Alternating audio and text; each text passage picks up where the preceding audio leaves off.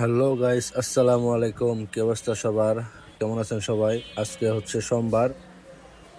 আজকে সোমবার সকাল সকাল একটা নতুন কাজ নিয়ে আসলাম। সেটা হচ্ছে স্যামসাং A02s। Samsung A02s। তো কাস্টমারের কথা হচ্ছে যে কালকে রাত্রে চলতি অবস্থায় হ্যাং লোগো হয়ে গেছে। লোগো আসে কিন্তু চার্জিং পার্সেন্ট ওঠে না, এবং ফোন চালু করলে স্যামসাং লেখা আসে কিন্তু পুরোপূর্ণ চালু হয় না, ফার্স্ট লোগোতেই আটকে থাকে। দেখেন, এটা ফার্স্টের লোগোতে আটকে রয়েছে। তো এই সমস্ত কাজ স্যামসাং A03s, A02s, M02s, এই সমস্যার কাজটা হচ্ছে কোত্থেকে হয়ে থাকে।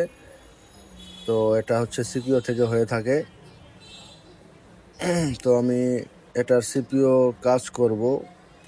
তো সবাই ভিডিওটা দেখবেন, ভালো থাকবেন।